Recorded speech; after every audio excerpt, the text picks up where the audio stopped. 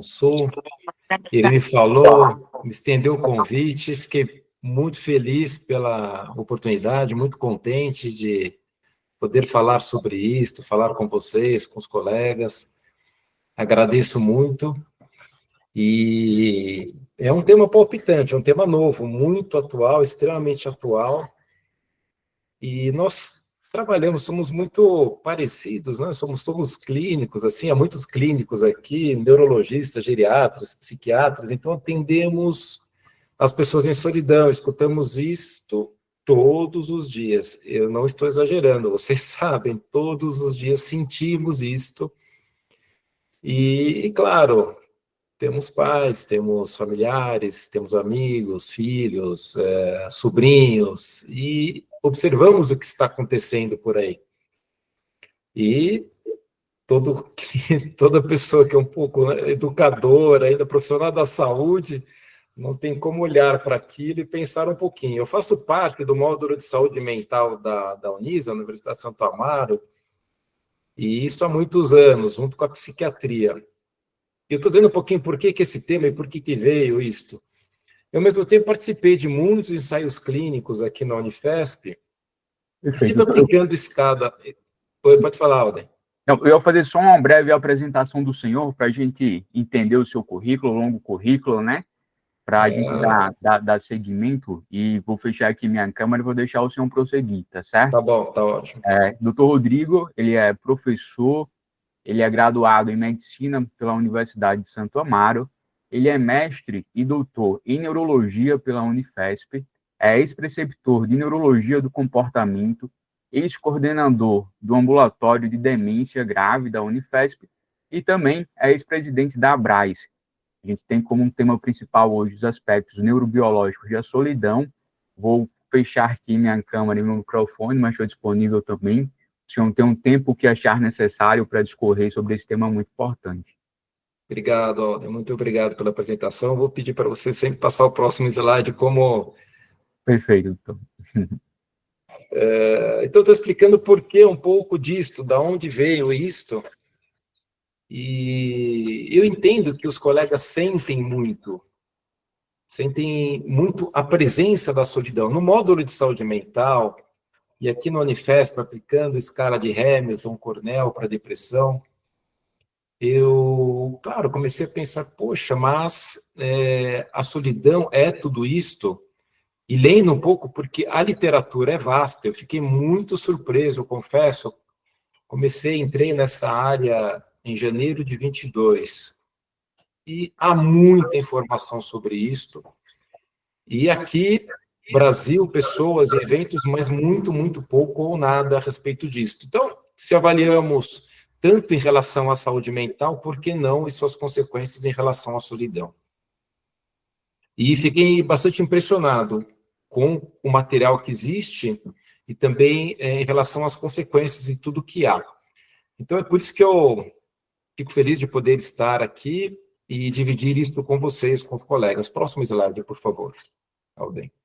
Então, acho que é importante, antes de entrarmos na questão da biologia, da avaliação neuropsicológica, de como diagnosticar. Diagnosticar não é propriamente, talvez a palavra identificar, talvez seja melhor, porque não se trata de uma doença, então talvez identificar. E já antecipo aqui que os termos todos empregados são muito recentes.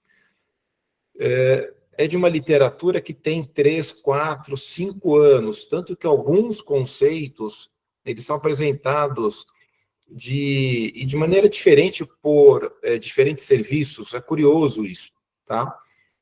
Mas a solidão, no fundo, claro, é um sentimento ruim, há um sofrimento, isso é muito importante que se diga, como tudo em relação à saúde mental, deve se valorizar, mas corresponde a uma discrepância entre o que a pessoa tem, a sua experiência desejada, e a real, o que ela tem, que é real, e a desejada. Ela pode ter 10, 20 relacionamentos próximos e se sentir em solidão, como ela pode ter 1, 2, 3, e não apresentar esse tipo de sentimento. É diferente de estar sozinho, porque estar sozinho significa mais algo físico realmente, isolado, enquanto que a solitude, e apesar das pessoas, eu entendo, terem ouvido falar de solitude, eu vou dar o meu exemplo, como de vários com quem eu conversei, o entendimento do que é solitude não é muito claro, mesmo em relação à solidão, o que é e qual é a diferença, mas a solidão é involuntária, é indesejada, a pessoa não quer estar nesta posição, enquanto que a solitude é um desejo, é algo que é consciente e é prazeroso para se recuperar, refletir, pensar, planejar, e daí por diante, tá? Desenvolver habilidades ou práticas espirituais. Próximo, por favor. Então, mas é importante esta ideia, este conceito de duração transitória ou crônica. A solidão, como eu disse, não é uma doença, não é um transtorno, não é um distúrbio, mas ela traz consequências, como eu disse, muito prejudiciais, e é importante essa diferenciação entre transitória e crônica, porque a transitória está relacionada, claro, com os eventos da vida, os diversos. Então, perda do cônjuge, a mudança, uma cidade, um país, o aluno que vai estudar em outro local, e tantas outras. Uma doença crônica, por exemplo, doenças crônicas é causa realmente comum. As demências, sem dúvida alguma, estão lá, mas há muitos. Então, filhos que saem de casa, separação, então divórcio, desemprego ou aposentadoria. Então, ela é, na verdade, uma adaptação biológica nesse sentido. Agora, a solidão crônica, não. Esta é desadaptativa, como se diz, e associada a essas consequências. Próximo, por favor, Aldo. Bom, há 2 relatórios. Este primeiro é muito conhecido, norte-americano, que fala muito, Dr. Vivek Murthy, psiquiatra que trabalhou em várias das gestões das últimas norte-americanas, ele destaca muito a carência de conexões sociais, as amizades. Há um relatório novo, não está neste aqui, mas nesta linha, apenas, ou melhor dizendo, 12% dos norte-americanos, 12% dos norte-americanos, eles não conseguem, são incapazes de dizer que possuem uma relação próxima. Esse número aumentou muito. Quando se fala em 10 ou mais, isso caiu em 1/3 nos últimos anos. Se vocês olharem os gráficos deste relatório, é assim, desta maneira, para o que acontece dentro de casa, para as relações dentro da própria casa, como de trabalho, amizade, em todos os níveis. Então, essas relações e vem caindo de maneira assustadora. Neste relatório, outro, já tenho mencionado este From Loneliness to Social Connection, que é de 30 de junho, o dia da divulgação, do seu lançamento. Há muitas informações, aliás, todas neste relatório, porque o que acontece? Esse relatório foi elaborado pela Julian, pelo Vivek, que eu comentei com vocês, por vários desses pesquisadores que fizeram outros relatórios. Na Austrália, há bons relatórios, no Reino Unido, há muita informação. Próximo, por favor. Então, aqui é importante que o pilar social, ele não é opcional.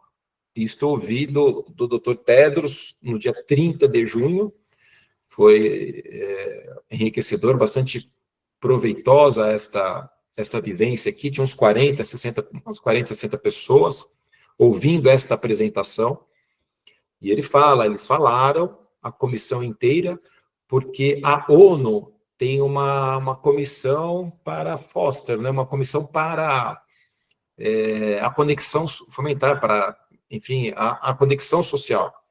Eles produzem muito conteúdo, há depoimentos diversos, e lá nessa introdução, eu gosto de falar disto, porque eles dizem que estudar, pesquisar, divulgar sobre solidão, isso não é simplesmente nice, a palavra nice está lá, é porque realmente traz consequências. Então, este pilar, eu aprendi lá atrás, há 30, 40 anos, saúde ou bem-estar físico e mental, ele é social e, como eu disse, não é opcional. Próximo.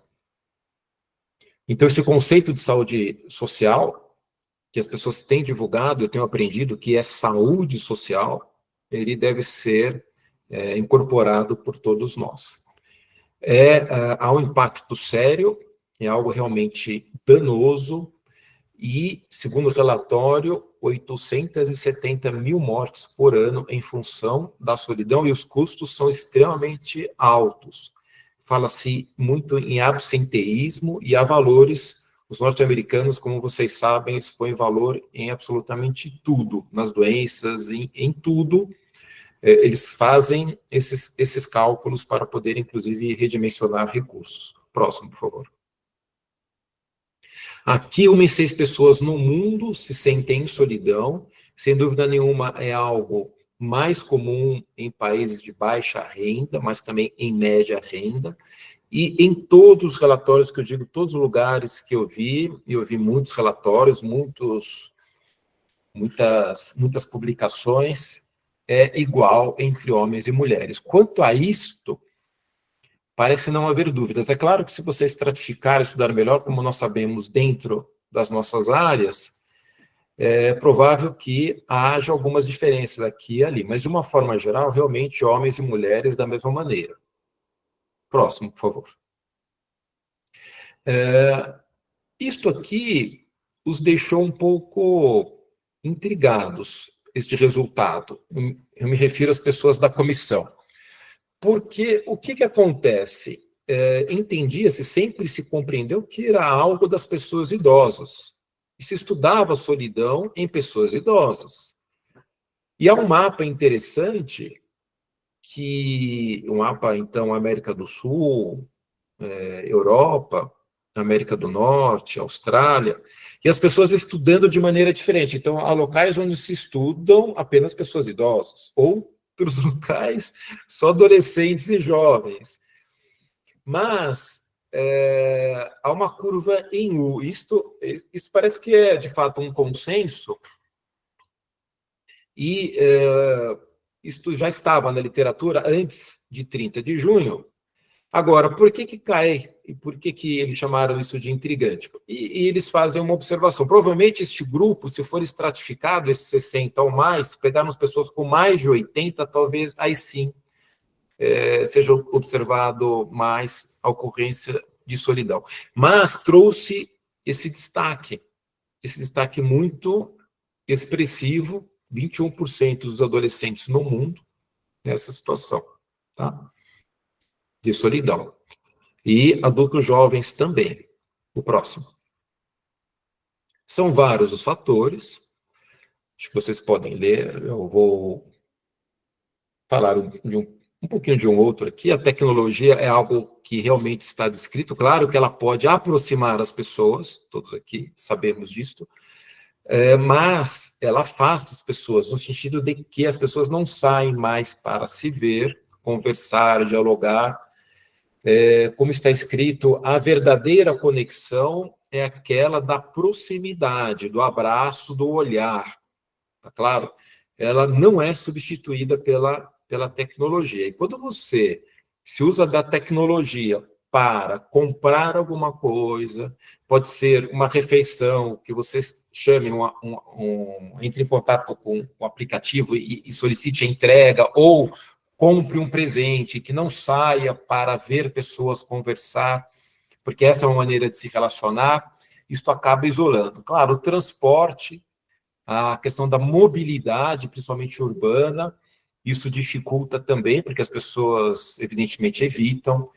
Mas há uma série de fatores também relacionados, outros, claro, múltiplos fatores, muitas vezes. O próximo, por favor. Bom, eu gosto muito dela, da Louise Hockley. Ela é professora da Escola de Saúde Pública de Harvard, tem publicações interessantíssimas há décadas, não é algo atual. É interessante saber que há pessoas estudando isso há muito tempo. E ela fala, eu gostei muito ela diz, é uma questão de belonging and trust. Isso é muito, muito interessante, isso. Próximo. A palavra belonging, então, se vocês forem ao PubMed, belonging e loneliness, vocês vão ver muita coisa interessante nesse sentido. Deve haver o sentimento de pertencimento, é algo que nós devemos fazer surgir, brotar. Mas, se ela traz, já que eu estou falando da questão neurobiológica, se a solidão é ruim, porque ela persistiu durante a evolução humana. Então, nós aqui que trabalhamos e gostamos, nos interessamos pelas neurociências, por que existe isto, por que existe aquilo? Bom, mas é isto, do ponto de vista evolucionário, é adaptativo. Você estar com outros, isto favoreceu a preservação da espécie, a sobrevivência. É essencialmente isto. Próximo. Agora, embora permanecer com o grupo favorecesse a sobrevivência, também era você ir, mesmo porque éramos coletores e caçadores até 15 mil anos, você tinha que obrigatoriamente procurar novos terrenos, espaços, e era obrigatório para a sobrevivência isso. Então, essa divergência entre aqueles que queriam, que gostariam, que ficavam, e aqueles que iam, isto fez com que nós sentíssemos isto hoje, até hoje. Então, vem dessa tendência, essa divergência aí no passado. Próximo. É chamada hereditariedade da solidão. Tá? E um conceito que ela traz importante, na verdade, um equívoco muito comum. A solidão é um problema das pessoas mais velhas, mas ela é direta nesse sentido, incisiva, né? Porque parece que, bom, envelheceu, está sozinho é algo, não pense desta maneira, não devemos tratar dessa maneira. Entender que isso seja natural, porque isto não é verdade, tá? Ela não aumenta, mas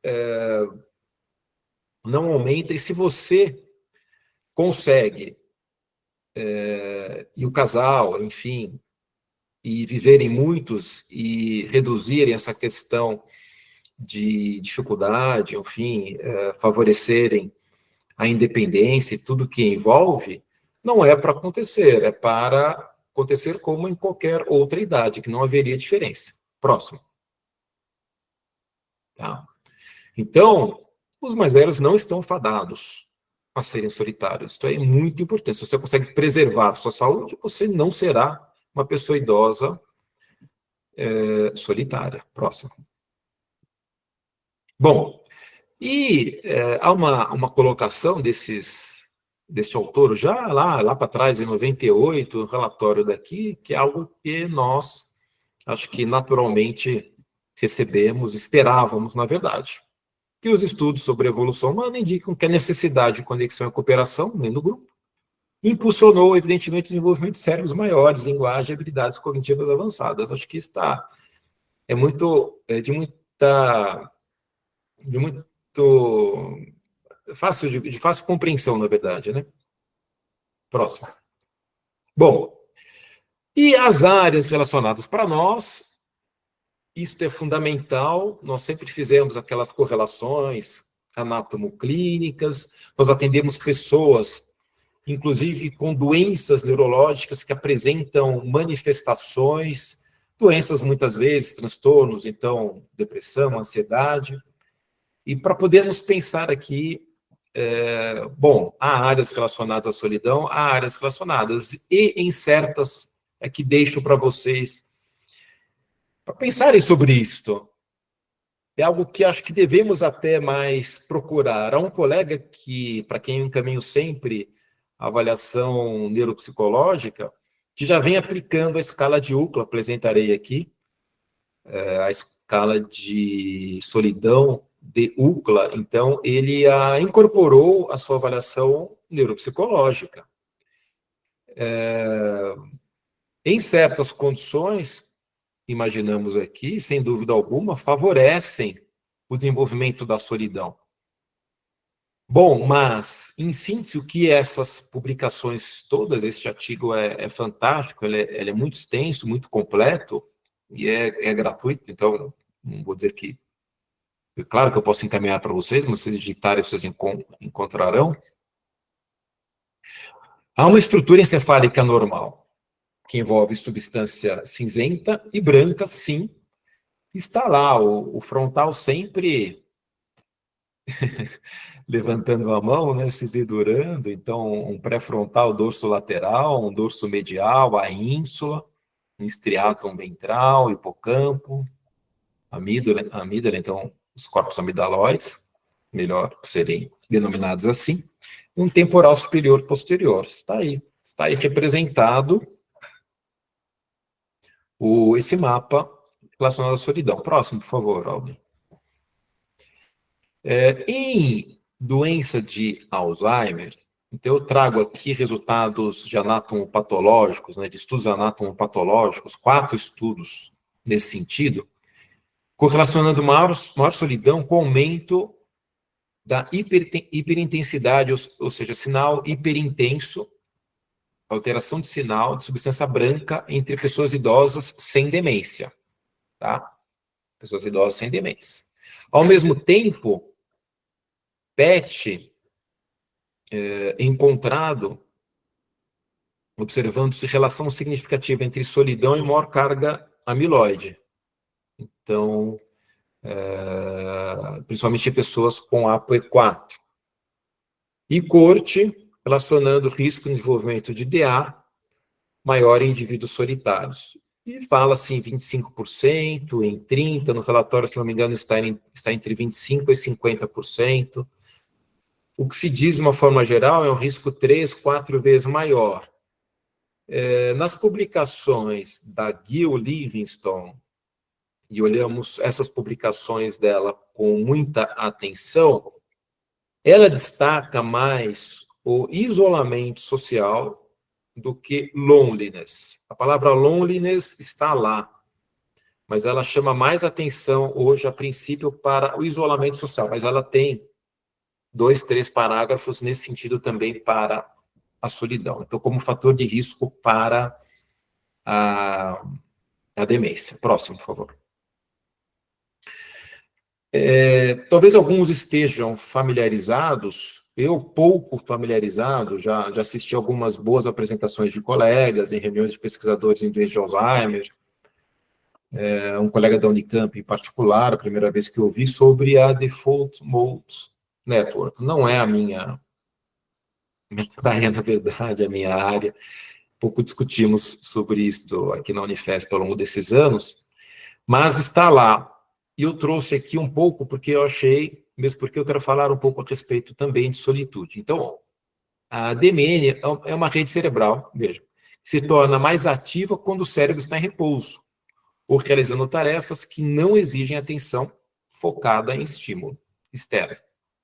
Então, relacionada à autorreflexão, divagação mental, imaginação, planejamento, vejam como afinada com a solitude, com este momento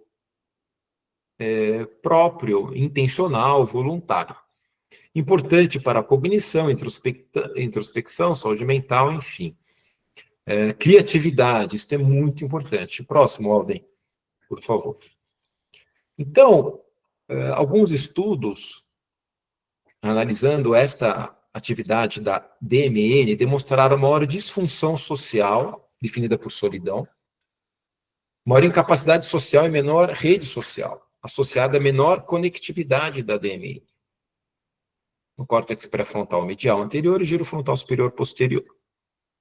A solidão foi associada à menor conectividade funcional da DMN em indivíduos idosos saudáveis, em comparação com aqueles em depressão tardia. Tá? E relação com redes atencionais, visuais e de modo padrão. Próximo.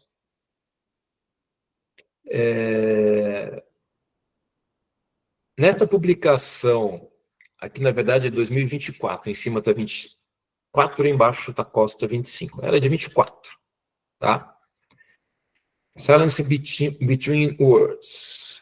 A solitude é importante para os relacionamentos, enfim. Então, essa atividade da DMN subjacente à divagação mental, então a solitude pode facilitar isto, né? Esta ativação. A solitude também pode facilitar a ativação de áreas do cérebro que dão suporte à consciência interoceptiva, percepção de sinais corporais internos. Tá? E a desativação deste córtex poderia dar origem a experiências espirituais, enfim. O próximo. Então, nesse sentido, caminhando para as consequências, uma introdução aqui, isto não é novidade. Já tem alguns poucos anos, mas tem alguns anos. Este gráfico, nós preparamos este gráfico, está lá no nosso site, que eu vou divulgar daqui a pouco. Mas eu estudei, procurei, poxa, nossa, que surpreendente. Ele é absolutamente verdadeiro, acreditem nisso. Várias pessoas publicam, falam desses números aqui, de que uma conexão social precária configura um risco maior do que fumar até 15 cigarros por dia, tomar 6 doses de bebida alcoólica, mais do que sedentarismo, obesidade e poluição do ar. Vejam isto, tá? Quando nós notamos isto, há 2, 3 anos atrás, eu falei, nossa, Rodrigo, você tem que questionar isso na sua anamnese. Eu saí por aí dizendo que é o que eu falo para os alunos. Eu tenho dado aula na graduação sobre solidão, mas se você pergunta se é tabagismo, etilista, sedentário, você tem que saber se ele se encontra em solidão, porque isso é fator de risco. Está aqui, entendeu? Está aqui, não sei o que estou dizendo, está aqui. Próximo, por favor. Bom, e um pouco mais nesse sentido, este autor, que, aliás, escreve muito com a Louise Hockley, ele traz essas áreas, então vejam, lá na frente, um córtex pré-frontal medial, córtex órbito-frontal, e áreas mais subcorticais, córtex cingulado anterior, estruturas mais profundas, mas ativando este eixo hipotálamo, hipófise adrenal ou cortisol e suas consequências todas como vasculares e a imunidade. Tá? O próximo. Há 8 vias aqui, nesta publicação dele, de 2018, ele publica muito, como eu falei, e eu também fiquei surpreso, porque, nossa, como são danosas, prejudiciais essas consequências. Então, este é um artigo bem longo. Eu já estudei, confesso, algumas vezes, porque há muita informação interessante aqui, tá? Neste andar superior, ele traz características, ou seja, as nossas conhecidas questões ambientais. Então, mobilidade ruim, doença crônica, tá? Contato infrequente com familiares, amigos, questões culturais, mas fala de doença crônica, de conflitos, de escolaridade baixa. Essa questão de migração, imigração, de crianças abandonadas, mas estar em locais onde você não consegue, de fato, ter bons relacionamentos, se conectar. Então, tudo isso é ambiental, associa-se, claro, àquilo que nós já esperávamos. Então, esta fórmula é sabida para diversas situações, a própria doença de Alzheimer, como foi dito aqui, e tantas outras situações, mas há uma questão hereditária relacionada, tá? Eu confesso que eu não me aprofundei neste assunto, e nesta publicação ele traz isto, uma questão aqui, eu não vou dizer com tanta propriedade, eu confesso, mas está escrito lá, e eu preciso estudar mais isto, mas esta é uma questão que é forte, viu? Ela não é pequena, não. Ela é intensa. E ele fala em poligênica. Poligênica. Isto é importante, sim, porque, mais uma vez, cai naquela questão de que não basta você atuar ou imaginar no andar superior. Você tem que entender, pelo menos, saber que há esses fatores, eu vou dizer aqui, usar a expressão ocultos, obscuros, porque no passado, há décadas, séculos, o que muito era obscuro, oculto, na verdade, está no genes. Eu estava até ouvindo hoje algo nesse sentido, atribuindo a outras questões da psicologia, enfim, quando na verdade muito nós sabemos que é genético. Tá? Então está aí isto. Bom, mas vocês podem ver nessas colunas como, então, suas consequências, então, a morte prematura, 26% maior o risco de morte prematura. Eu gosto de ter esses números mesmo para mostrar a intensidade. 26% maior o risco de morte prematura. Então, sono ruim. Esta atividade, então, eu falei pituitária, então, hipófise hipotálamo, na verdade, hipófise adrenal, desregulação deste eixo, tônus simpático. A imunidade, isso ficou muito claro, tem estudos nesse sentido, muito claros nesse sentido, maior substrato inflamatório, mais sintomas depressivos, diabetes, descontrole da diabetes. Aqui não está, mas como eu lembrei agora, na aula da Julian, eu falarei dela já já, ela traz sociedades mais violentas, quando as pessoas não apresentam essas relações. E ela traz números norte-americanos, de situações, de regiões onde a violência é muito intensa. Então, a violência também está por trás disto tudo. Próximo, por favor. Bom, e caminhando para esses minutos finais de apresentação aqui, depois a gente pode, claro, conversar um pouquinho, mas se mensura, sem dúvida alguma, a escala de UCLA Brasil, então houve ela foi, enfim, está aí desde 2016, Barroso, brasileiras de Minas Gerais, do Triângulo Mineiro.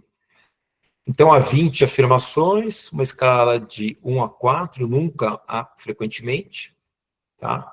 Então, tem aqui, como vocês podem ver, solidão mínima, leve, moderada, intensa. Próximo, por favor. Estou aqui só apresentando para vocês. Eu me sinto infeliz por fazer tantas coisas sozinho ou sozinha. Eu não me sinto próxima a ninguém. Eu me sinto excluído. Próximo. Vejam as perguntas. Eu me sinto carente de companhia, eu me sinto isolado das outras pessoas. E uma graduação nesse sentido. Próximo. Este score aqui, ele é do Reino Unido, e a Hungria, inclusive, como vocês podem ver a citação abaixo, ele não cita a UCLA propriamente, e há aqui algumas perguntas que não estão validadas por aqui, no Brasil. Então, há 3, como vocês podem ver, Reino Unido. Então, how often do you feel that you lack companionship é uma delas. How often do you feel left out? Feel isolated from others. Está aqui. A palavra loneliness, lonely, não está aqui propositalmente. É para ela não estar. Por quê? As pessoas, às vezes, não sabem o que isto quer dizer, do que a solidão quer dizer. Então, se você pergunta diretamente, você pode não ter a resposta devida. E também porque, se você usar a palavra solidão, a pessoa pode se sentir inibida, constrangida, porque ela não quer reconhecer que se sente em solidão. Então, a autora, ela é bem clara nesse sentido. Mas ela traz, inclui uma quarta pergunta, que faz parte de algumas publicações, inclusive uma nacional, uma publicação, uma outra, com uma única pergunta. E vai direto. Com que frequência você se sente em solidão, sozinho, solitário, enfim. Uma palavra direta. Segundo os autores, antecipo aqui, deixo bem claro, porque isso é muito claro, no momento é muito claro, pode ser que isso evidentemente mude, mas se você tem uma única pergunta para fazer, porque o seu tempo é muito restrito, a pergunta a ser feita é esta última aqui de baixo, aqui é 4, tá? Se você quer uma, não quer 20, não quer 3, se você quer uma na sua anamnese, você pode fazer esta última aqui. Como eu disse, não é validado, mas ela está lá, e também não deve ser, assim, de difícil validar algo nesse sentido, né? Quem é desta área nossa aí de cognição e envelhecimento sabe que tem que ser lá inter-hater, intra-hater e tudo aquilo lá para validar uma escala, mas aqui não deve ser muito difícil, não deve mudar muito nesse sentido, não. Próximo. Bom, aqui eu falei da Julian, ela esteve no Brain 2024, conversei muito com ela, claro, extremamente simpática, como vocês podem ver, ela é de Utah, psicóloga, e fala muito disso. Ela é referência internacional, está, claro, na comissão do relatório, ela é chamada, Reino Unido, em todos os lugares, porque ela é uma assumidade no assunto. E eu trouxe uma pergunta, porque eu queria usá-la, de fato, trouxe algumas perguntas, eu trouxe aqui para vocês esta, porque eu pensei, nossa, eu trabalho com isto, e eu não pergunto, para mim, como eu nunca avaliei isto melhor, aqui, confesso para vocês. Então, eu acho que muitas pessoas são como eu, e ela diz, olha, então vamos ao próximo. Está publicado, ela diz para mim, no New England, Educate, educar, falar, que é o que nós estamos aqui hoje, daí por diante. Avaliar, acessar o nível dos indivíduos, identificar quem está em risco e quem se apresenta nesta situação. E responde, então, baseado nas necessidades, abordagens, e o relatório traz muito disto, muitos trazem as soluções que, não vou entrar nisto, mas nenhum slide, mas do nível do indivíduo, desta comunidade, dos grupos próximos, comunidades maiores, até o nível governamental, de políticas públicas, envolve transporte, tecnologia, e daí por diante. Próximo. Bom, há iniciativas internacionais, eu trouxe aqui as principais que eu vi no relatório, eles falam em apenas 8 dos quase 200 países que fazem parte dessas iniciativas todas, tem programas específicos, tá? Destaca sempre o Japão, que tem um ministério criado em 21, mas a primeira-ministra Theresa May, em 2018, fez também, no Reino Unido, o Ministério da Solidão. E as iniciativas nacionais. Então, acho que é importante destacar isto, começamos, pessoas poucas, mas fazendo isso aqui próximo. E eu trouxe um pouco do que nós fizemos. Nós temos um programa chamado Programa Tempo de Encontro e Solidão. Eu trabalho com a Carla Nuber, que é geriatra, docente e da mesma idade que eu, fazendo, temos mais o mesmo currículo, vamos dizer assim. O Douglas Moraes, conhecido da Brás, Relações Públicas, diretor, trabalhamos juntos em gestões de diretoria da Nacional, diretor de projetos de responsabilidade social. Fizemos a semana de conscientização em 2024, a Jornada Brasileira da Solidão e Solitude, no dia 7 de dezembro de 24, online. Fizemos a segunda semana de conscientização da solidão e solitude em 25, e recentemente, então agradeço, vi que há alguns alunos da graduação da Unisa, porque colaboraram muito, a Júlia, a Mariana, a Maria Paula, o André e o Luiz, tantos outros, para um projeto de extensão dentro da universidade, contendo e conversando com as pessoas em todos os locais, salas, lanchonete, foi bem um dia maravilhoso, aliás, dias maravilhosos, uma semana inteira falando desse tema. No campus lá da Unisa também veterinária, odonto, psicologia, nutrição, enfermagem, os colegas da oftalmologia comentando quanto a deficiência visual pode prejudicar as pessoas que não escutam. Então, é um tema que pertence a todas as especialidades, todas que vocês podem imaginar. Vocês podem colocar a dermato, a oncologia, muitas, mas muitas mesmo, tá? Fizemos uma ativação no Congresso Brasileiro de Alzheimer, em 30 e 31 de agosto de 24, a solidão na demência.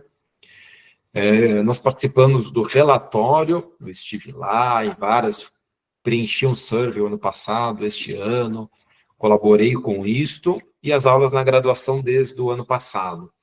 E seguiremos, temos várias iniciativas interessantes, importantes, necessárias. Próximo, por favor. Finalizo aqui com esta frase da Julian: nós devemos priorizar nossas relações sociais como se nossa vida dependesse disso, porque ela depende. E o próximo: se você quer ir rápido, vai sozinho. Se você quiser ir longe, eu acho que todo mundo aqui quer ir longe, que você vá acompanhado. Próximo, por favor. E aqui, se vocês quiserem, eu agradeço se vocês puderem. Nós temos vários materiais ao relatório aqui. Nós estamos na 4ª, 5ª publicação de um resumo e tradução do relatório. Mas temos o Educatest com resumos da jornada, artigo da Jornada Brasileira da Solidão e Solitude, muito conteúdo, muitas iniciativas. Então, eu agradeço se vocês puderem posicionar o aparelho, darem um clique e passarem a seguir o Instagram, virem o que está escrito no site, há muita informação, bastante, como eu disse, interessante aqui, que possa ser útil, que pode ser útil para vocês. O próximo, por favor. E não tem próximo, muito obrigado. Agradeço muito mais uma vez esta oportunidade, fiquei muito feliz de estar aqui com vocês. Estou à disposição, se tiver algum comentário, pergunta. Com certeza, doutor. Gostaria de agradecer por essa excelentíssima aula, uma aula muito enriquecedora. É um tema que normalmente uma condição que normalmente a gente não investiga tanto, né? E a aula do senhor foi bastante esclarecedora, porque normalmente a gente sempre pergunta quantos cigarros fuma durante uma consulta na Minade, se já fumou, e a gente acaba esquecendo de perguntar da solidão, que tem uma mortalidade, como o senhor mostrou, muito maior do que fumar 15 cigarros ao dia. Então, é uma condição que muitas dessas informações não tinha conhecimento da minha parte, e é algo que eu vou implementar para a minha prática clínica. Achei uma aula muito rica, muito interessante, gostaria de parabenizar, e é muito importante falar sobre esse tema. Gostaria de abrir para uma pergunta dos colegas também, né? E a gente pode levantando uma mãozinha e seguindo uma sequência. Eu tenho uma questão, Walden, pode ser? Eu não estou conseguindo levantar a mão aqui. Tudo certo, doutor. Rodrigo, a sua aula foi realmente muito boa. Diria que, assim, foi uma mistura de uma coisa essencial com uma coisa surpreendente. Então, isso torna uma aula maravilhosa, realmente. Eu queria saber, Rodrigo, se essas alterações, ou melhor, se essas áreas que podem se alterar na solidão, elas geralmente são uma consequência da solidão ou elas predispõem o indivíduo a ser solitário? Boa pergunta. Essa é uma boa pergunta.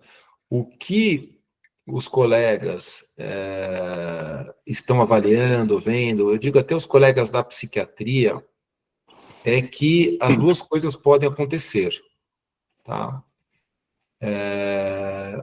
Para os dois lados, para as duas situações. Então, porque o que se observa, muito se fala, né? A pessoa deprimida está sozinha, então desenvolve a solidão. Mas a solidão também pode desencadear a depressão. Então, vai pelos dois lados. Acontece que, esse fator de risco, a literatura é bem clara, é fator de risco isolado. Isso não quer dizer que a solidão, ela exerce essas consequências por estar com outras, isoladamente. Tá? Então, como há esta questão da hereditariedade, desses fatores relacionados, o que eu entendo? Em alguns momentos, Fernando, eu lembrei muito de Tapt, sabe? Me lembrei muito de Tapt, assim. É que é bom conversar com os colegas, porque a gente, claro, sempre aprende muito, pega e pensa mais. Eu fiquei lá no meu doutorado, final dos anos de 98, 99, 2000, 2001, 2002, porque como eu avaliei volume de hipocampo, amígdala, eu fiquei chocado, confesso, eu estava estudando aquilo, como as pessoas expostas, um caso, guerra do Golfo, guerra disso, daquilo, hipocampo desse tamanho e TEPT, entendeu? Então, eu acho que a exposição a essas situações, eu entendo desta maneira, ela favorece isto, tá? A ocorrência de lesão. E, ao mesmo tempo, a disfunção dessas regiões, que é o que nós vemos em saúde mental, a disfunção dessas regiões, tá? Dessas áreas, promovem também a solidão. Então, uma coisa acaba levando a outra também, entendeu? Existe. O que você acha? Você acha que faz Né? sentido isso? Eu acho que faz totalmente sentido. Eu confesso assim que para mim isso é uma coisa muito nova realmente, mas eu acredito que é por aí, que é uma via de mão dupla. É a minha impressão, mas é só uma impressão realmente. E gostei muito da sua resposta. Estou sempre pensando, quero ouvir mesmo, porque apesar de nós lermos tudo isto, as pessoas elas dizem o que elas pensam depois nos artigos, né? Que poderia ser nós também, né? Dizendo o que a gente pensa, né? O que você acha É, disso? A impressão dele não precisa ser igual à nossa, né? Acaba contribuindo, é bom isso.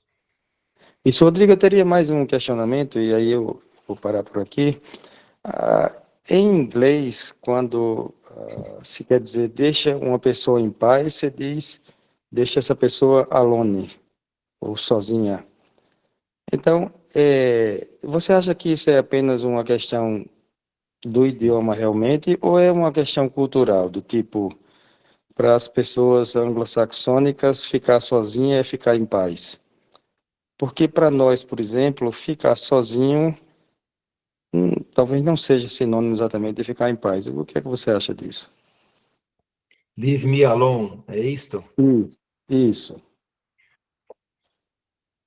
No Pô, sentido de interessante como ter alguém querendo eu não estou sabendo mesmo, sim, querendo lhe achincalhar a vida, está você, incomodando. pô, é, pare por aí, me deixe só. Aí a gente diz aqui, Isso. me deixa em paz. Então, fiquei muito curioso em relação a isso. E que você, esse me deixe alone,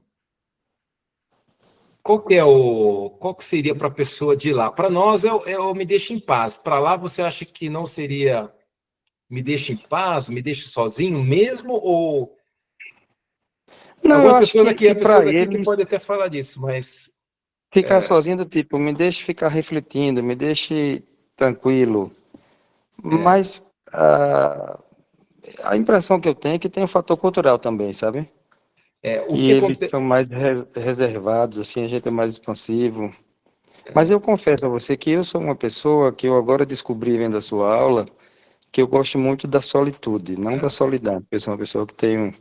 Mas eu sou introspectivo no sentido de pensar na vida, de pensar nas coisas, até para estudar.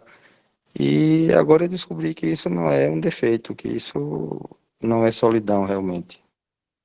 É uma virtude, Fernando, porque o que se prega mesmo, o que se orienta, se ensina, é isto, mesmo que você tenha esses momentos e que as pessoas entendam que isto é benéfico, que isto é importante. E há muitos depoimentos, ao seu, ao meu, eu compartilho com você isso, já declarei para os meus colegas, o grupo de trabalho, alunos, que as pessoas, elas não aceitam isto. Parece que é uma obrigação de você estar com as outras. E se você está sozinho, isso acaba incomodando e sinal de que talvez você não esteja bem, quando na verdade você está bem, porque você quer, é intencional aqui. Agora, sobre o termo, a literatura, isso eu notei muito e é difícil. E eu pego textos bons, bem escritos, está empregada a palavra errada. E o que eu li a respeito disso? A palavra loneliness, em alguns países, quer dizer solidão, meu primeiro slide. Mas em outros países, ela não tem esse significado. Ela tem significado de solitude. E o que vai acontecer? Se você, claro, se estiver publicando alguma coisa, estudando, você tem que deixar bem claro o que você quer dizer com esta ou aquela palavra. A palavra solitude, ela não está muito na literatura, ela é muito pouco empregada. Então, quando eu fui preparar algo para solitude, eu quase não encontrei. Eu encontrei aquele lá de 24, tá? Mas existe, e vocês podem digitar, é muito interessante, é de uma coreana, desculpa, o nome de coreana é difícil para mim, é HGHO1, alguma coisa assim, com hífen, é difícil.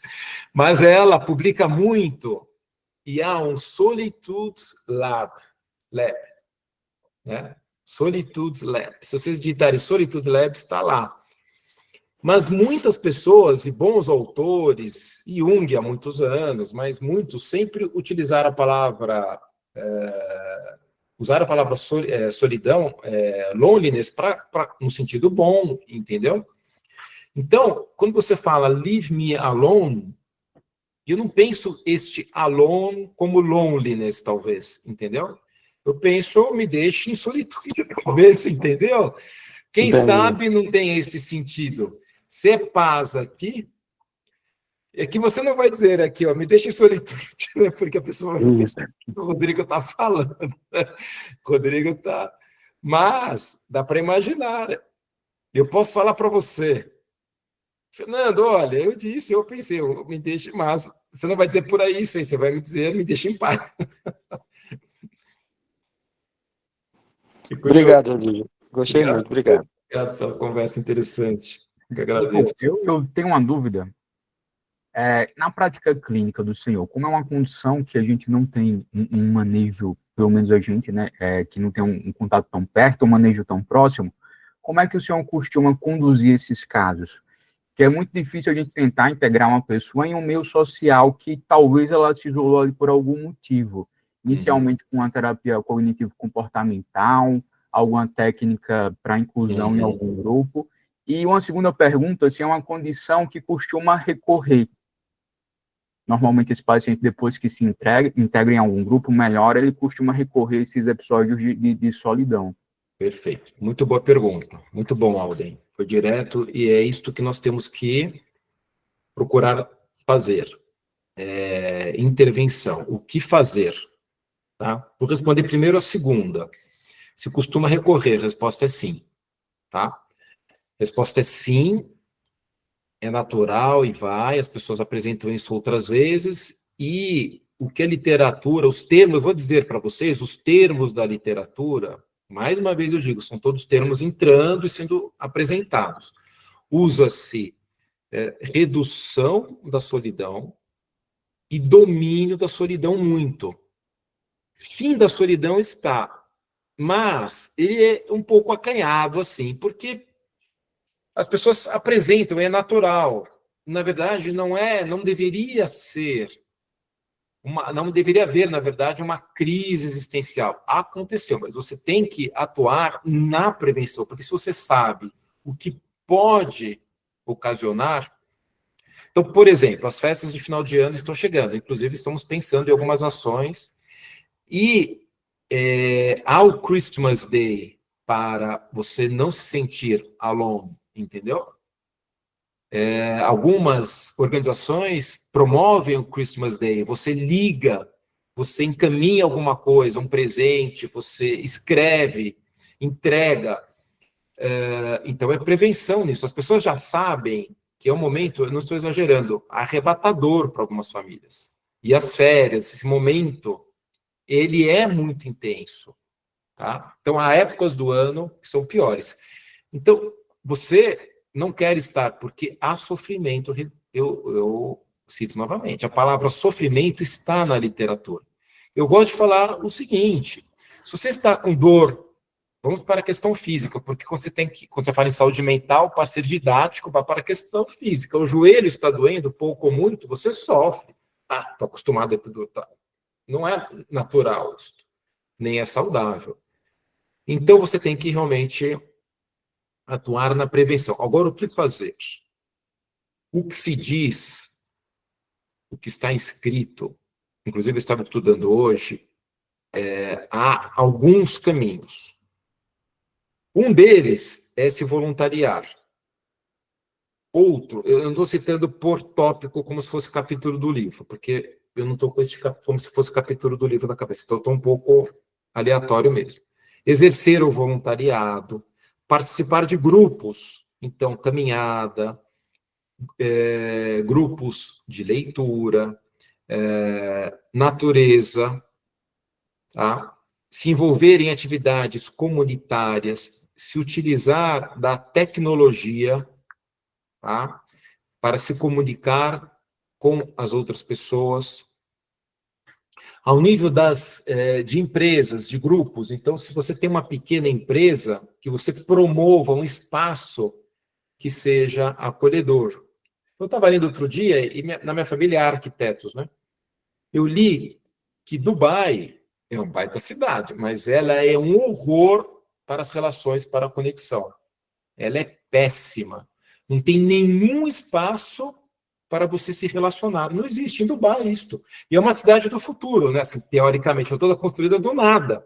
E os arquitetos me disseram, porque a arquitetura está diretamente relacionada com a solidão. Você tem que ter calçadas, espaço, meios, ambientes para as pessoas estarem juntas. Outras ações que as pessoas promovem. No banco está escrito, você quer conversar? Qual que é a frase que está no banco? Senta aqui, conversa comigo. Então, quem quer conversar, senta no banco. Aí a pessoa está passando, quer bater um papo, ele está sentado, eu vou sentar lá com ele. Coisas desse tipo, entendeu? Então, você tem que estimular. E todo o sistema público, pessoas, aí num outro nível, nesse sentido. Então, assim, a Julia, na aula dela do Brain, ela coloca um comprimido e diz o seguinte, isso aqui não é remédio, né? É hábito se movimentar nesse sentido. Então, e sempre individualizado. Todo mundo coloca, como nós sabemos, que o não farmacológico é sempre individualizado. Você não vai mandar uma pessoa fazer isso ou fazer aquilo. Você precisa identificar o que ela gosta, o que é benéfico, procurar nesta conversa. E você perguntou o que eu faço prática. Estou aprendendo também. Como eu trato de demência e de cuidador a vida inteira, e muito de cuidador, eu acho que eu trato bem de cuidador porque dou muita atenção mesmo. Eu olho a pessoa aqui, mas eu olho a cara sempre, e vocês fazem isto, me preocupa, 8 em 10 cuidadores, 8 em 10 do mundo se sentem em solidão, 8 em 10. E há depoimentos muito interessantes e perguntas do tipo, como reduzir isto? E eles responderam, 50% disse, olha, eu queria que as pessoas entendessem o que eu estou passando.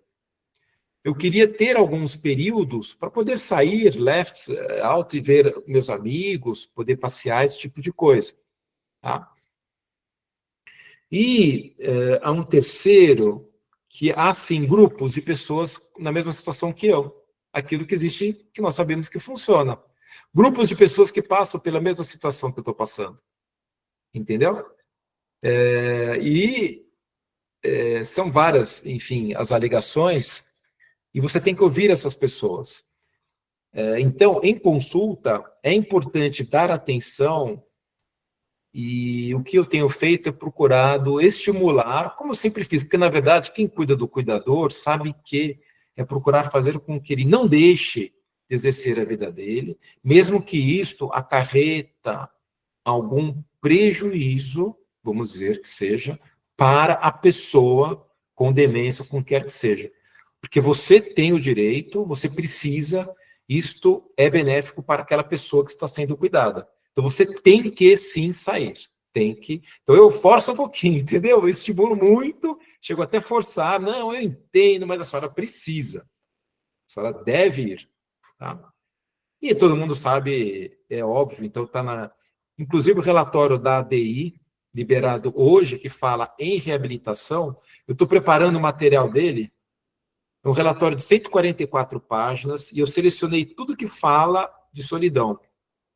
E tem uma frase que eu gostei, você viu, Paulo, André, viu? Tem uma frase, Paulo, que eu gostei muito, que é assim, doing with, not doing to or doing for. É isso, entendeu? Perfeito. Faça com os outros, não é para. Você tem que fazer com as outras pessoas, não é interessante isso, Paulo? Muito legal, muito legal. Posso... Pode, à vontade, vai lá. A conversa? Rapaz, a tua apresentação, ela permite uma enormidade de ilações. A gente que trabalha com demência, com familiares, cuidadores, idosos, há décadas. Eu faço o grupo da Brasa aqui na minha cidade há 22 anos. Parabéns, muito legal. Mensalmente. E é muito gratificante, você sabe, a gente promover saúde mental entre os cuidadores, quando não salva a vida deles, literalmente, de infarto. Isso tudo já foi estudado com revista médica sobre o assunto, tem muita publicação. O que é interessante é que assim, a gente não pode... Os psiquiatras, se você concorda comigo, eles têm uma certa neurofobia. E os neurologistas, por sua vez, que não estão acostumados, digamos assim, à convivência com o pessoal da psiquiatria, da psicologia, também acham muito difícil, às vezes, não é o caso, uma pessoa com a tua bagagem, caracterizar exatamente qual transtorno mental a pessoa tinha prévia à demência, para servir como medição de fator de risco. Se apresentou transtorno bipolar, que é muito alto, esquizofrenia, altíssimo, tudo isso já está publicado. TEPT.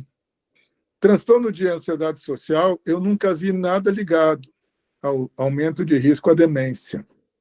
Mas, como você sabe, ansiedade social, a pessoa tem um comportamento evitativo ao contato social. Olha só, estou notando aqui. Na hiperatividade, é coisa para a gente procurar aí nas AIs e as da vida, né? Alguma relação entre transtorno de ansiedade social e o envelhecimento no caminho da demência. A gente sabe que as amígdalas deles ficam aumentadas de volume, assim como no TEPT. Né? Então, assim, outras coisas, muitas relações a gente pode fazer, como, por exemplo, a apatia, que a gente costuma entender apenas como depressão, ela é diferente. Você sabe que tem trabalho que diz que a apatia cognitiva é uma coisa, a apatia social é outra coisa, né?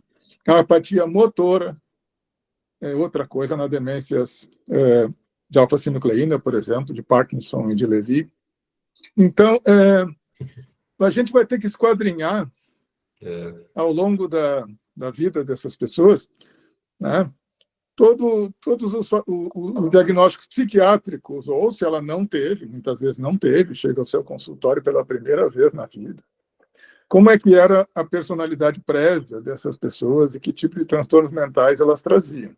Normalmente as pessoas, os familiares dizem, ele era meio depressivo. Era meio depressivo por quê? Porque ela não gostava de sair de casa. Não gostava ou não conseguia. Aí tudo vai fazer, como dizem, um monte de inferências sobre esse aspecto. E essa conectividade toda, né, que a gente vê. Então, não tem como a gente ignorar esses aspectos biopsicossociais dos nossos pacientes e ficar pensando em conectividade. Os antidepressivos não são todos iguais, tem aqueles que funcionam em apatia, aqueles que não funcionam. A memantina nem sempre resolve, você sabe muito bem, lida muito com isso. Então, eu queria que você Eu falei muita coisa, viajei um bocadinho, mas eu não tenho TDAH, eu te asseguro. Então, é que o pensamento corre para Que bom. muitas conexões, mas que você diz assim, talvez a recomendação aí aos jovens, tem muitos jovens aqui nesse grupo, seja de buscar ativamente todo o histórico comportamental, para não dizer de que tem um diagnóstico certo psiquiátrico, dos pacientes que vão chegando para nós com declínio cognitivo. Queria que você comentasse isso aí. Bom, mas você disse tudo, Paulo. Não. Você foi perfeito, assim. Explicou, eu anotei aqui tanta coisa. Sempre os colegas trazem novidades, né? Sempre coisa que a gente não sabe. Então, Imagino. Anotei. Na verdade, eu anotei, eu acho que está perfeito isso. Eu acho que aprendi com a sua anotação, acho que com o que você falou. O único comentário que eu quero deixar, para terminar minha participação, é que, assim, essa coisa etérea, quase metafísica, da personalidade do indivíduo, dos transtornos mentais, isso é tudo neuroquímica. Tu me desculpe, Sim. sou sendo reducionista, mas, no mínimo, tem um impacto alostérico negativo. Sim, Muito bem, colegas meus aqui de Porto Alegre, que são professores lá na McGill, por exemplo, publicaram. Então, essa coisa de tipo assim, isso aqui talvez não tenha um caminho de retorno, mas a gente consegue entender endofenótipos desses pacientes com transtorno cognitivo. E aí medicar melhor. Muito bom, tá tudo anotado. Eu aprendi, não tenho que responder, Paulo, se desculpe, viu? Mas Comente, por favor. não, eu não tenho a acrescentar. Deixa a Silvia falar, vai. Eu gostei muito do que você falou, anotei aqui. Boa Muito bom, noite. Paulo. Obrigado, viu? Obrigado, viu, Paulo? Eu primeiro queria dizer que, para mim, foi uma revelação a quantidade de aspectos abordados e vão aparecendo cada vez mais relativos à solidão, essa questão que é tão complexa, né? Porque não é uma coisa só, como você mesmo definiu. Tem algumas coisas que eu queria abordar. Uma delas, eu no momento não estou clinicando, já tenho mais de 50 anos de clínica, mas eu tive uma experiência muito longa, muito grande, que não sei como colocar isso. São dois aspectos da solidão. Por exemplo, eu atendi sempre muitos idosos. E existem duas situações assim de solidão que são claramente diferentes. Uma é assim, por exemplo, meu consultório era em Copacabana, a maior parte do tempo, paciente, a maioria era classe média alta, e a coisa mais espantosa era o seguinte, o paciente tinha, assim, 3, 4 filhos, todos mais que adultos, né, pela idade do paciente, provavelmente, e nenhum deles à mão. Um na Europa, outro nos Estados Unidos, outro morando, sei lá onde, em Brasil, e às vezes um filho só que ficou no Rio. Ou então nenhum. Então havia uma falta eu via sempre isso, sempre, uma falta de oportunidade não é só de assistência, de atenção, de companhia, de diálogo, enfim, com a família. Então as pessoas vão ficando sozinhas por esse aspecto, é muito comum. Acho que não mudou nada, porque eu parei de clinicar agora com a pandemia. Outro aspecto é a solidão da velhice, porque as pessoas vão morrendo e é muito difícil você fazer novas relações. É muito complicado, porque você está na idade de que todo mundo morre. Então, seus amigos, seus parentes, cônjuge, enfim, tudo vão morrendo. E você não faz outros amigos. É muito difícil fazer novas amizades nessa faixa aí. Não há contatos, enfim, reduz a vida social e tal. E havia gente que aproveitava, as pessoas iam uma vez por semana, duas, tinha algum programa. Isso normalmente era promovido pelo INAMPS, no NPS, uma coisa assim. Olha, o que eu ouvi? A senhora foi muito bem, estou prestando muita atenção. Ontem eu estive, anteontem pela manhã, num evento da SANI, chamado Aging in Place. Aging in Place, envelhecimento em casa, envelhecendo em casa. Que estrutura que se deve ter? Como que funciona isto? Nós queremos aqui envelhecer em casa. Se não me engano os números, 80% quer envelhecer em casa. E diferente da cultura de outros lugares, o europeu, por exemplo. Ia botar logo no asilo. Pois é. E aqui foi, e o propósito é este, o CEO de uma construtora, não era Exetec, era uma delas, enfim. Eles estão construindo condomínios, eles têm um número, são 2 quartos, isso que eu tenho que dizer para a senhora, são 2 quartos, e uma estrutura tem cálculo, e já estão saindo condomínios assim, eu não estou dizendo porque eles citaram o holandês, tantas outras comunidades para as pessoas que envelhecem estarem juntas. Eles têm esse conhecimento, eles sabem disso, eles pesquisaram. Mas, eu vou trazer, há um custo muito baixo para haver uma interligação, pagar por esse tipo de serviço, inclusive com assistência médica, se acontecer algo à pessoa, porque os ambientes todos têm que ser mudados, né? Para você estar em casa, se relacionar, não for para outro, você tem que ter assistência, você tem que ter uma série de situações. Mas de espaços para isto, para as pessoas estarem Juntas. De estarem exatamente juntas, ambientes para que elas estejam juntas. E o que ele disse é interessante, porque ele tem o perfil das pessoas, ele falou assim, palavras dele, tá? Estou replicando. Tá? O velho não quer ficar com o velho, por exemplo. Então, quando a senhora fala de espaços onde há de pessoas mais velhas, ele não quer, isso ele não vende, entendeu? Ele fala, eu não quero, só tem velho lá, você entendeu? Então, tem um perfil, algo muito interessante. Então, existem alguns desafios mesmo, mas é criando, e existem diversas formas para isto. Sobre o cuidador, o que eu percebo? Eu entendo perfeitamente o que a senhora fala, dessas diferenças culturais. Mas eu noto muito, acho que a senhora já notou também, então isso talvez tenha que ser estimulado, que há o desenvolvimento de um vínculo mesmo em mundos diferentes.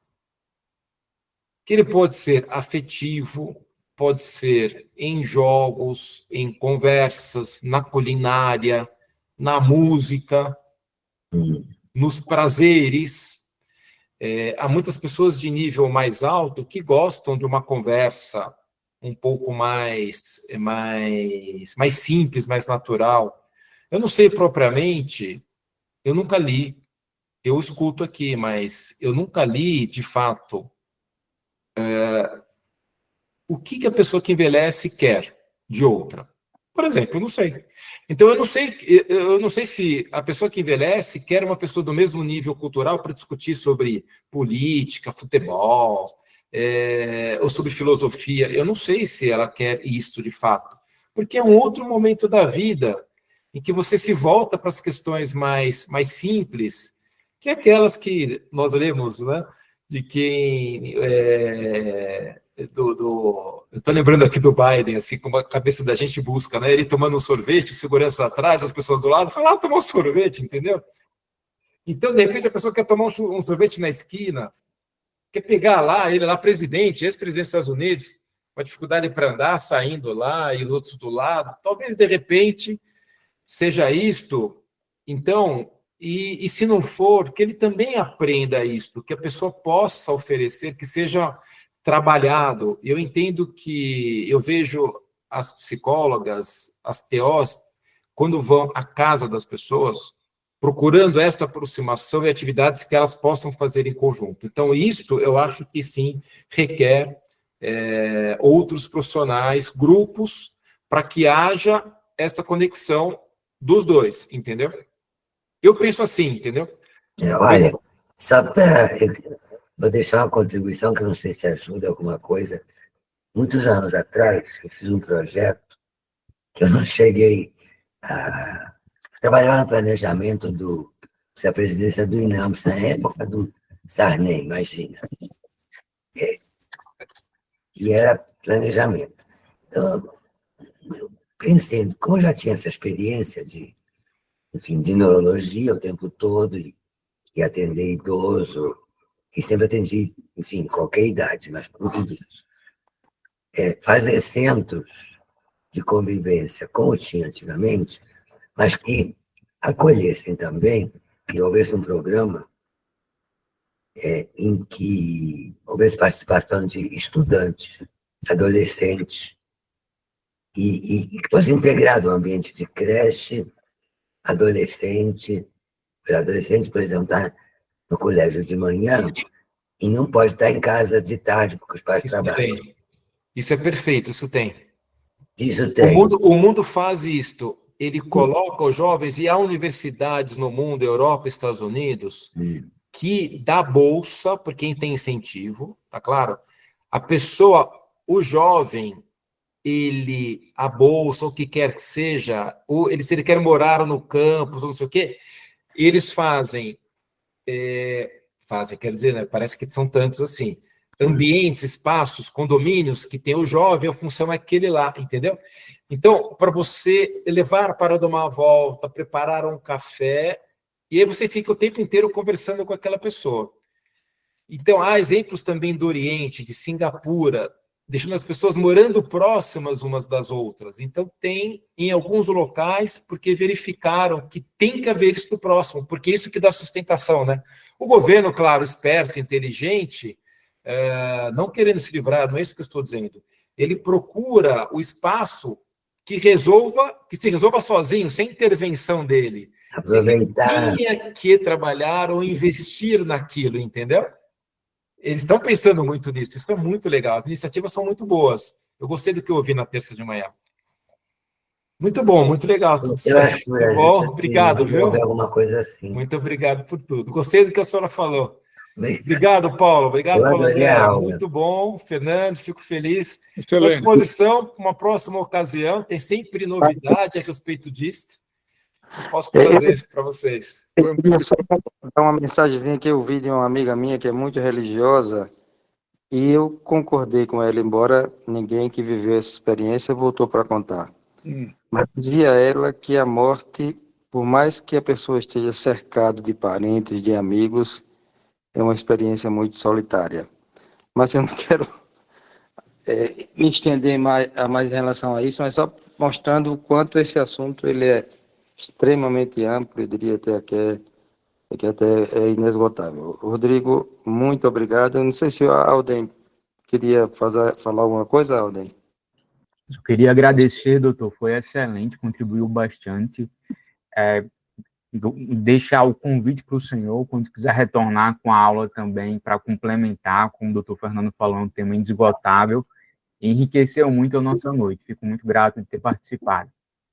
Isso, e a gente certamente, Rodrigo, certamente a gente vai lhe convocar para outras aulas. Muito obrigado. Eu aceito, fico feliz por terem me convidado, os meus alunos queridos, a Júlia, que eu esqueci de mencionar, todos eles aqui. Eles vieram, apareceram aqui. Obrigado a vocês. Muito obrigado, estou à disposição. Foi um prazer enorme. Até uma próxima, hein? Gostei. Até uma próxima. Obrigado. Grande abraço. Um abraço, tchau. Um abraço, boa noite. Boa noite.